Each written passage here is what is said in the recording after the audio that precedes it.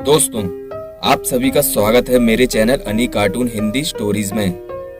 दोस्तों, हम आपके लिए हॉरर से रिलेटेड वीडियोस लाते रहते हैं और आगे भी हम ऐसे ही वीडियोस लाते रहेंगे।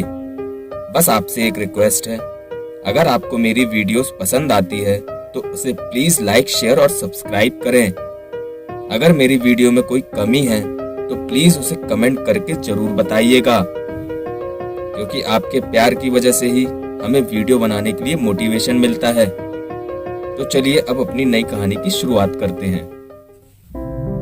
दिल्ली, यूं तो दिल्ली को भारत का महानगर कहा जाता है और ये बात सही भी है, क्योंकि दिल्ली में हर दिन लाखों की तादाद में लोगों का आना जाना होता है।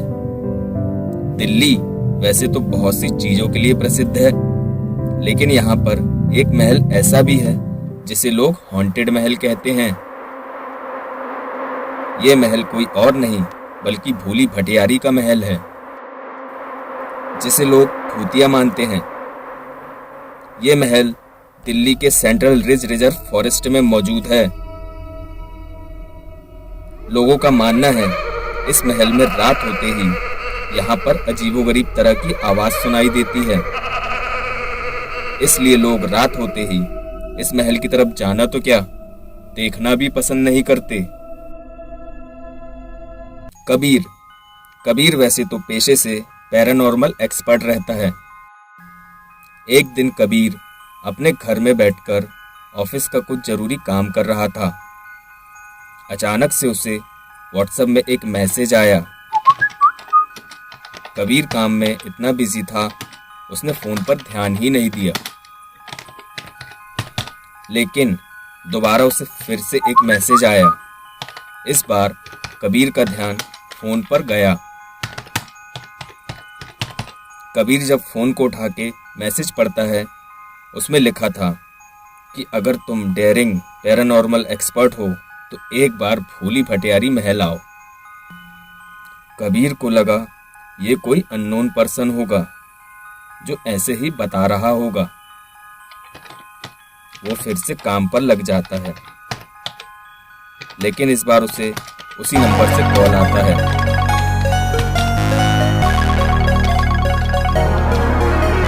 कबीर फोन उठाकर जब बात करता है, तब उसे कोई भारी आवाज में कहता है, If you have there, so come भूली भटियारी महल।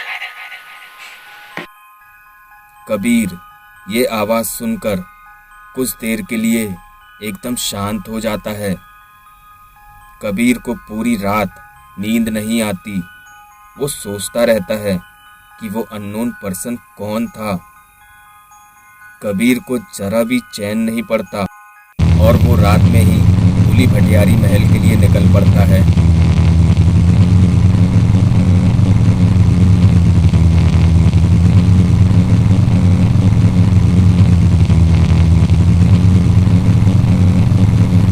कुछ ही देर का सफर तय करके कबीर महल पहुंच जाता है।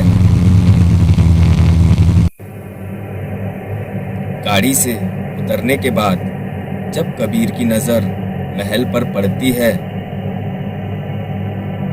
तब उसे महल एकदम सुनसान और डरावना दिखाई देता है।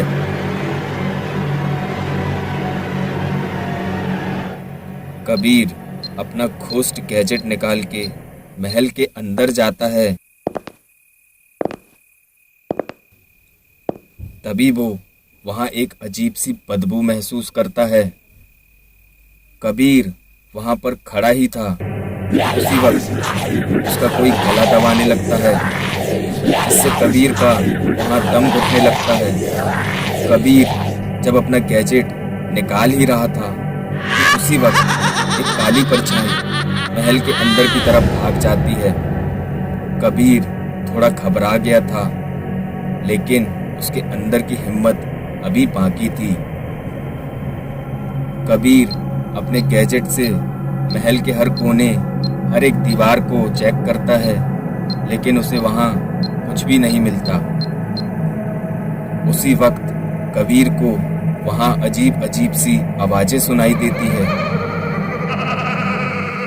कबीर जब उस आवाज को गौर से सुनता है तो वो आवाज़ कहीं और से नहीं बल्कि उसी के सामने महल की एक गैलरी से आ रही थी। कबीर तुरंत अपना गैजेट निकाल लेता है, लेकिन इस बार उसका गैजेट काम करना ही बंद कर देता है और उसका गैजेट अचानक से टूट जाता है।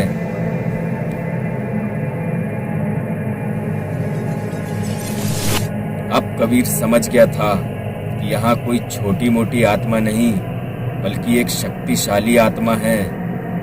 कबीर बहुत ही ज्यादा घबरा जाता है। इस बार घबराहट के मारे कबीर का पूरा शरीर कांपने लगता है। बस वो अब किसी भी तरह से महल से भागना चाहता था, लेकिन कोई शक्ति उसे वहां जकड़ कर रखी थी, इसलिए कबीर वहां से भाग नहीं पा रहा था। तभी एक सफेद साड़ी में कोई औरत उसके सामने से जा रही थी। कबीर को लगा कि शायद उसका वहम है। वो यकीन नहीं कर पा रहा था कि कोई इतने डरावने महल में इतनी रात को कैसे यहाँ आ सकता है। इसलिए कबीर सच्चाई जानने के लिए उस औरत के पास जाने लगता है। कबीर उस औरत के थोड़ा करीब गया ही था कि वो औरत एकदम से रुक गई। कबीर उसके जाने का इंतजार ही कर रहा था कि वो अचानक से अपनी गर्दन घुमाकर कबीर को देखने लगी। वो औरत सिर्फ कबीर को ही देख रही थी। जब कबीर ने उस औरत का चेहरा गौर से देखा तो उस औरत का चेहरा एकदम नीला, बहुत ही डरावना सा और बहुत ही भयानक लग रहा था। उसकी भयानक सी हंसी सुनकर कबीर के हाथ पैर कांपने लगे थे। कबीर को कुछ भी समझ नहीं आ रहा था वो क्या करे, इसलिए वो बस वहां से किसी भी तरह से भागना चाहता था। कबीर भागने की कोशिश ही करता, इससे पहले ही वो औरत बिजली की रफ्तार से कबीर के पास आ गई और कबीर का गला दबाने लगी। कबीर उस औरत की गिरफ्त से खुद को छुड़ा नहीं पा रहा था, इसलिए कबीर की दम घुटने से मौत हो गई। कबीर ने वहीं अपनी जान गंवा दी। सुबह होने के बाद पुलिस जब गश्त के लिए आई तो उन्होंने बाहर देखा कि महल के पास एक गाड़ी खड़ी है। वो समझ गए थे कि कोई न कोई इस महल के अंदर गया है। वो लोग जब अंदर जाकर देखते हैं तो उन्हें कबीर की लाश मिलती है।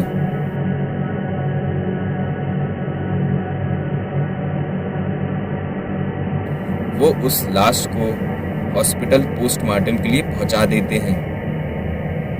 कुछ जानकारों की माने तो भोली भटियारी महल में रानी की आत्मा घूमती है। यह रानी कोई और नहीं, यहाँ के राजा फिरोज तुगलक की रानी थी। रानी को यह जगह बहुत ही पसंद थी, इसलिए वो यहीं रहने लगी।